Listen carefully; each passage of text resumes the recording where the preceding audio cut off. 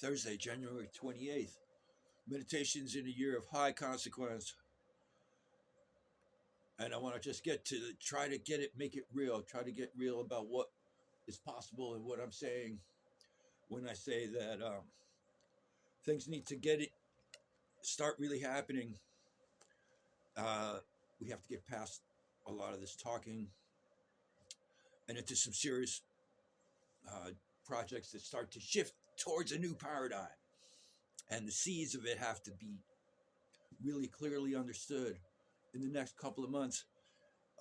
And then a strategy to shift the whole world economy and the whole world politics into something that actually begins to heal. Has to come from the ground up. Um, the current trends as they're playing out, the best we can hope for geopolitically is a three-sided stasis, and that's sort of beginning to happen. Putin has to hold his own over there. There's a logic there. I don't want to get into politics. I don't want to get into politics because there's so much toxicity there, and it almost looks deliberate. And I've understood that, yeah, to some extent, there probably is a little bit of deliberate divisiveness happening, but that's kind of a pile-on to what was already natural, organic divisiveness in the context of society, economy, where everyone's pitted against each other, and you all need to, you really, and I'm not. It sounds like I'm talking about communism. That's not what I'm saying. Um, the logic of the free for all economy is we don't need to get past. We don't have to go through this all again. It's what we've got, and it's gotten us amazing new science. The whole notion that each individual can structure a fantasy life for themselves with their highest aspirations. All this is way beyond what was happening with the tribes. The tribes, however, had it balanced and weren't exceeding their ecological niche, and also pretty much had a wholesome context for their members. And those are things that were happening intuitively, organically then. But now, if we need to, if we hope to balance our planet into a thriving, creative, um, you know, continuing society that really does live up to its promise, you could have all the highest minded versions of what people see.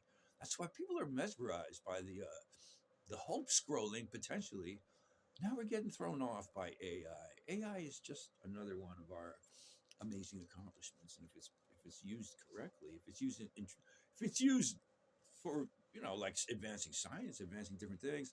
When you're advancing advertising and you're putting it in the place of learning, and you're putting it in the place of art's an expression.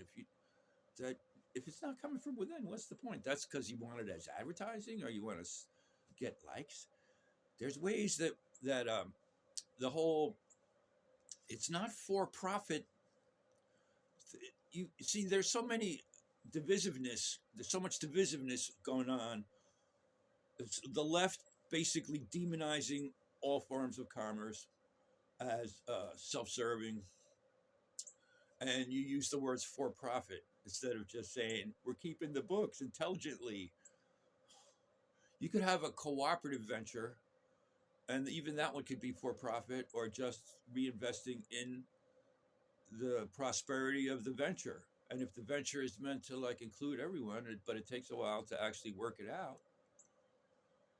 So there's a lot of things that are built in. The divisiveness is sort of intrinsic in how and it's been happening for at least a couple hundred years. And then the class systems are built into the large scale society. Every version of large scale society has created these different classes. It's organically going to happen after you lose track of your family and community. But now we're in a place where it's conceivable to bring it back because we have such a potential for fine-tuned connectivity. But we're also in a place where karmically we better do something, because the consumption and the overproduction that happens when you're not really contextualizing your use intelligently, and what happens from everything being reductionist. Science is finally getting beyond the reductionist to holism and holistic. Holistic is without the W. suggests that every piece of everything has all the rest of the information in it. That's a quantum thing in a way. When you get to the fact that they call it entanglement, everything's entangled. If you realize we all came from the Big Bang point, and you know what? People think they're disputing the Big Bang. Nobody's disputing the fact that we all came from one point. It's just how did that happen and what was before it. Some people were starting to imagine things from the math side. I have a vision. It's the one mind, yeah, but that wakes up. Once it wakes up, everything changes. This is a one-time event, kids, from the beginning. That's what it feels like to each of us individually. And there's a lot of paradoxical things. The whole thing. Would you expect reality and existence to be mundane logic? It's paradoxical, but it's a paradox that lives, as opposed to one that's infinite regression paradoxes don't make any sense and just lock in the idea that it's incomprehensible. It's not incomprehensible because you are it. So beingness arrives to it, and putting it in words is a different story. And putting it into an economy is a whole nother story. And putting it into a global economy is a whole nother story. So whatever myth you want to believe in, we're at the end. We're in a place where we're reaping the karmic consequences of doing it this way, and there's a lot of good stuff there. There is, but we have to step up in the way that only leadership classes and mercantile class are used to stepping up in terms of really taking care of business for real. And then you have these, but the divisiveness between people wanting to see social justice and other people wanting to ground the resources intelligently. I don't want to say that now. That crosses them both over. The ones that want to create resources and see the right wing versus left, an incompatibility. Like it when you're trying to, you know, all the innovation and all that work that goes into making all these things happen. It it comes from a strange off balance incentive where the individual, necessity and cities and incentivizing all these inventions. Okay, whatever. There's the metaphor of the Let's use all the crazy stories as metaphor. There's the metaphor of higher civilizations in the motherships. That could be where we go if we get it right. There's the metaphor of the Anakai, slave labor. Do we want to stay there? Well, we still have a lot of that. We really still do. It's almost, you don't need to go to the Anakai. We already got that. And what was the other one? Jehovah, end of the world, draconians. We have a warring nature. We have lizard brain, but we also have the capacity for higher understanding, and it's not global warming. I mean, the right wing can see the crash from the economic side. I'm beginning to think, and everyone there is locking into the idea. Well, we better get our riches and then put the fence up, and that's where you got this dichotomy. And right now, left versus right, man, both sides are so full of it. I want to say that straight up. And I used to be kind of left, but on the other hand, both sides have a very strong, higher ground that really needs to be honored. And but they're sinking to their lower ground. And the lower ground of the right is that you don't need to change anything, and anybody trying to change us is wrong. And let's just stick to this word about family and Bible, and any other possibilities can be called evil. And they're backing off from that a little bit because they see what it looks like to be called evil yourself.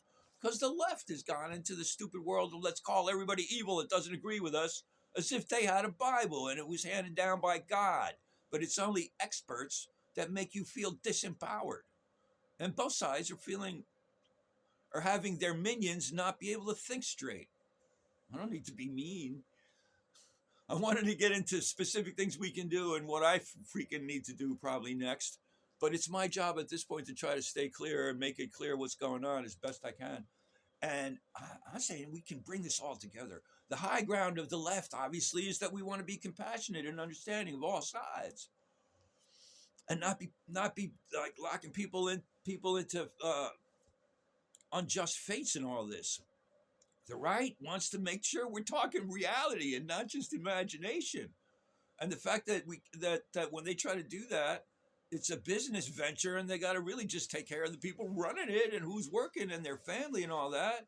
And you got to start from there. And so, in the business world, that's yielded all these amazing techniques and advantages. And if we were intelligent and actually united both our the high grounds, we would be able to get to business ventures that are all about creating grounded resource that can be intrinsically owned and shared cooperatively by the people using it, by the company itself. And that doesn't discount the need for leadership to start it, a venture class to imagine it and make it happen. But in the old days, the benevolent chiefs gave it all away because they knew then they'd have a tribe that was fat, and anywhere they go, they'd be welcome. And the rich could find a similar role. Nobody's taking their look. First of all, nothing's going to happen. We're going to have a crash in 20 years. It's going to be impossible to make any coherent changes in much fewer time than that. There's an open window. There's a window of opportunity right now in the 3 years. If people take their focus away from the finger pointing in politics, which has gotten really silly, I could critique the left a little more. I'm kind of from the left. The right. You can't be thinking it. Things do need to change. It is okay. You got to make businesses count for real, but you got to also honor what's coming from the left. But the left has made it almost unfashionable to be compassionate because they're so heavy-handed about it. And the idea that you can't talk to people that are creating resources because you're already calling them evil. And the right's already called the left evil before, so we're even now, okay? Now, can we get over that and start talking to each other? You need to have business ventures and whatever other kind of ventures. And I don't know, capitalism means you're talking to venture people that are far away. Well, listen, invest in grounded resource, and you have credit in sustainable grounded resource, and that's real money. If we want to talk fears, you're not going to have money that counts for anything unless you have a network of grounded resource and you have good credit with them. And that doesn't have to be any kind of freaking coin, Bitcoin or nothing. It's personal. You have a credit account. You either own one of these companies or you have credit with them. Start investing in them now. And that's like, this is so, okay, in a few minutes, can I say, it's going to cut me off possibly. But I need to get to a place where I can talk to real venture capitalist people. Possibly, can anybody connect me with Nicole Shanahan or other people in the Purple movement? The Kennedy make America healthy again, and all these new businesses. It's on me to do a little presentation. I know this, but this is also a report of what needs to happen. And as a planet healer, I was going to comment on Ursula Le Guin's story about somebody gets dropped on a distant planet as a planet healer. And that's how I feel sometimes. So what am I going to do now, huh? I think a lot of snippets can come out of these things, but this is a report on the front lines. And I feel I'm in the position that I have to just call it as I see it. And I know I was a leader in my class in my day, and I had vision then and so I'm in that position. I had a previous life vision where I was put on point by the Egyptian priesthood for whatever craziness might be happening now. And I want to try to be able to talk to all sides of this equation that we have on planet Earth. Elites that know how to wield resources, and but to get to that place, they had to participate in this dog-eat-dog economy, and it doesn't make sense for anything to be given away unless it's done responsibly. So you have to get to the notion of businesses that create sustainability in community. And the idea that they're going to be co-ops, as I say, doesn't invalidate the notion that you have to honor the leadership and the venture capitalists in whatever way they want. It's not an ideology. It's can we make it work? Imagine a huge tribe on planet Earth. We have to figure out, and we just stepped into these crazy woods. We got to make it work. Who knows how to start a fire? Who's going to do the cooking? But, we got to get past the idea that we're all pickpocketing each other. There's only 30 of us in this crazy forest, and we're going to all die that way. And we have a large-scale version of that. And so there are a lot of different projects from where I'm at now. I got dragged here. I believe in, I'm just going to do it. And if it's meant to happen, connections will be made. And I'm near Tallahassee, where there's a black university, a white university, the government of Florida, small black business people, small farms, a lot of white small businesses, a lot of white families going crazy, all working at jobs they don't really like. So where's the common ground? And how do we talk to each other and not think we're trying to pull a fast one and sell something stupid to each other? So yeah, this is a tough nut to crack. And left versus right really hate each other. It's amazing, and they're just getting stupider all the time. I'm sorry, and yeah. So now you don't even want to hear another word from me, right? Because I suck from both sides. No, both sides have a very important point to be made, and it's going to be important that we come together. But it's not going to happen in politics. We're just going to have to make some things happen, and possibly a small presence in social media will get some people. But the important thing is to talk to the right people and get the right people working together, because you can get a groundswell of concepts and notions like the 60s, but unless you have somewhere to go, and we're not talking communes now, we're talking high powered future tribes that really take care of business and connect to the ecology of the planet and the sustainability and meaningfulness of each of our lives, as well as all of it.